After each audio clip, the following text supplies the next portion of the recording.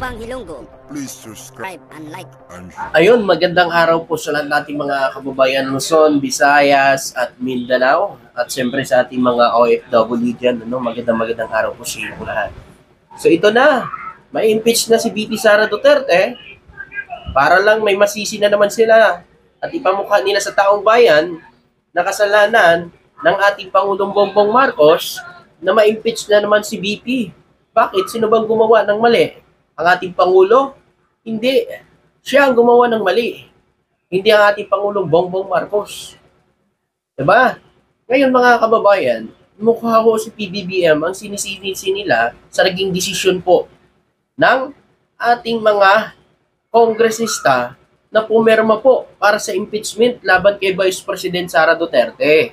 So itinanggi ho yan ng ating Pangulong Bongbong Marcos dahil hindi ho yung totoo. Ito, kahit pa, no? Kasi nakikita nila na binasuwail daw si Sandro Marcos kasi pumirma daw po mano. Siya pa daw po mano ang nanguna na pumirma doon sa impeachment laban kay Vice President Sara Duterte. Karapatan niya yun bilang mambabatas. No, hindi na hawak ko ni PBBM kasi nagtatrabaho siya sa gobyerno.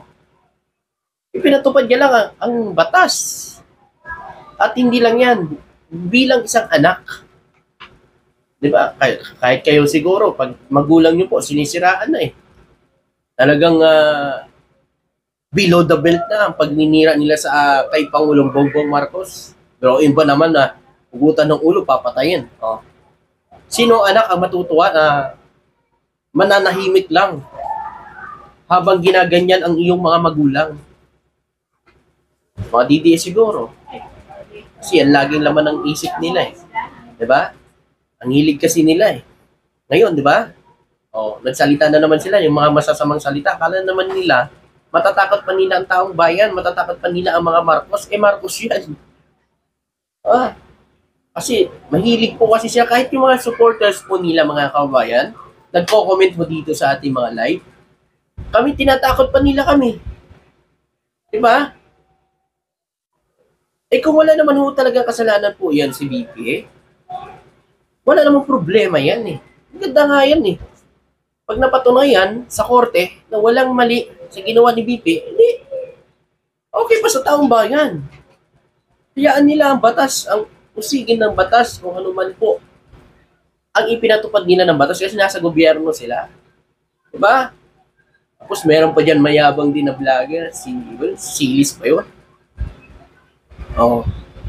Sabi niya daw, bakit daw si BP Sara lang daw ang ipa-impeach? Bakit daw hindi ipa-impeach si BBM?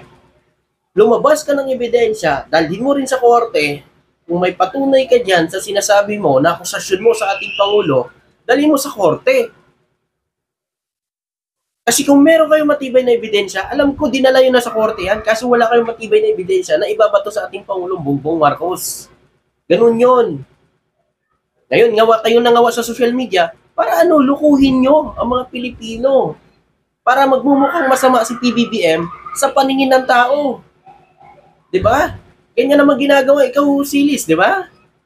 Yung vlogger na yan na mahilig minumura ang ating presidente. 'Di ba? Oh.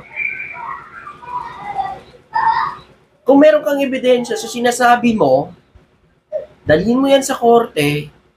Akusahan mo si PBBM. Patunayan mo sa taong bayan na tama yung sinasabi mo. Na hindi ka fake news. Na hindi lang bunganga. Na meron kang ebidensya na hawak na magpapatunay sa iyong mga akusasyon sa ating Pangulo. Di ba? Oh. Eto mga kababayan, tayo dito sa sinabi ng ating Pangulong Bongbong Marcos. Ito po. Itinanggi ni Pangulong Ferdinand Marcos Jr. ang impeachment kay Sara Duterte. Ito po. Itinanggi ni Pangulong Ferdinand Marcos Jr. nito lamang Huwebes na may kinalaman siya sa impeachment ni Vice President Sara Duterte. Kasi pinagbibintangan na naman ng ating Pangulo na siya daw umano ang promotor at siya daw umano ang may kagagawan para ma-impeach si VP Sara Duterte. Kalukuhan yan. Una-una sa lahat, ang presidente, hindi po yan bababa sa posisyon ng VP. Di ba? Bakit pa gagawin ni BBM yon? Tsaka mga kababayan, siya ang gumawa niyan. Siya ang nagsalita niyan. Dapat lang napanagutan niya bakit ang ating Pangulong Bongbong Marcos ngayon ang sinisisi nila. Nakita niyo naman kung paano niya pagsalitaan ng ating Pangulo. Narinig niyo naman, di ba? Kung paano niya sabihan ng ating Pangulong Bongbong Marcos. Kabilang pa nga din ng ama at yung asawa po ng ating Pangulo, si First Lady at saka si House Speaker. Kung pagsalitaan niya, ganun-ganun na lang. Ngayon, binigyan na ng ngayon, linaw para maliwanagan ng taong bayan. Siyempre lahat ng tao gusto may panawagan na ma-impeach si VP Sara Duterte dahil sa mga salita na binitawan niya sa ating Pangulong Bongbong Marcos at hindi lang dyan sa mga confidential fund na hindi niya rin maipaliwanag. Di ba? Oh. At hindi niya kasi sagutin ng maayos yung mga akusasyon sa kanya. Bakit? Ngayon, parang nagmumukhang kayo pa ngayon ang nabiktima. Wow, ang galing ah. Hindi ang executive ay hindi maaaring magkaroon ng kamay sa impeachment. Walang role ang executive sa impeachment, sabi ni PBBM. O, narinig nyo, di ba? Samantala, hindi din si Pangulong Ferdinand Marcos Jr. nagkomento hingil kay Ilocos Norte Representative Ferdinand Alexander Sandro Marcos bilang number 1 signatory sa impeachment ni Duterte. Siyempre, ang Pangulo natin, nire-respeto kung ano man ang ginawa ng kanyang anak. Diba? Oo. Hindi niyo yan masisisi kasi kayo gumawa niyan. Hindi naman si PBBM gumawa niyan. Ngayon, sisisihin niyo sa PBBM. PBBM ata. Ngayon ang gusto niyo sisihin. Ano? Oo. So ngayon mga kababayan, ogong-ogong naman ngayon, ito sa social media, nakarang taon pa ito mga kababayan, no?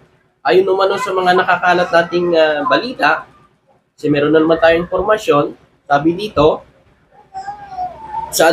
dito mga kababayan, Senador Bong Revilla papalit kung ma-impeach si VP Sara Duterte. Hindi ko alam kung totoo ito, pero nakita ko po sa balita ito mga kababayan, sinishare ko lang po sa inyo. Pero ayan, nasa balita po eh. No, nasa balita. Naging matunog ang pangalan ni Senador Bong Revilla na posibleng pumalit sa pwesto kay VP Sara Duterte sakaling tuluyan matanggal sa pwesto ang huli sa pamamagitan ng impeachment trial. O yan, narinig nyo naman po mga kababayan, di ba? So ito po mga kababayan, ay ugong-ugong parang si Senador Bong Revilla ay candidate po ngayon bilang senator, 'di ba? At siya po ay nasa alyansa ni PBBM, 'di ba? At kikita ko natin ngayon 8 sa mga kandidatura po ni PBBM ay pasok po sa survey, no? Pasok sa survey mga kababayan. So ito naman mga kababayan, ayan, may share ko lang sa inyo, ayan Ayan, kay VP Leni Robredo. So meron na namang kumpara itong ating mga kababayan kay VP Leni Robredo at siyempre kay VP Sara Duterte. The two VP. Ayan. Ito po, nahin natin yung kay VP Sara Duterte. 125 million kuha, plug, misuse of funds. Mali ang paggamit sa confidential fund, mga kababayan. So, pangalawa naman, 500 million biggest spender of confidential fund. Nako. At sa baba naman, 60% of fund recipient are fake like Piatos. So, ito na siguro yun mga kababayan yung Merry Chris Piatos, o si Tempura, di ba? Ganyan nata yan mga kababayan. So ito naman, kay VP Leni Robredo, highest COA audit rating. Robredo did not utilize any confidential fund. 0. 622K families receive Aid from Lini Angat Buhay. So, 622K mga kababayan ang ipinamigay ng Angat Buhay. Oh, pero inyo, 622K lang. Oh, yung nagamit ni BP Lini Robredo. Kaya yun ang tinitingnan ng tao. Bakit kay BP Lini Robredo na nakaraan ay wala siyang ganito? Walang confidential fund. Bakit dito pagdating kay BP Sara Duterte ay ang laki ng confidential fund niya? Ngayon, yung mga didiles, si PBBM ang sinisisi. Eh bakit? Matanong ko kayo, si BBM ba ang gumastos niyan? Si BBM ba ang gumastos ng confidential fund na yan? Di ba hindi? Oh. Di ba? So yan po, mga kababayan, diyan na muna tayo. Maraming salamat sa mga nag-like at share po sa atin. Thank you, maraming salamat.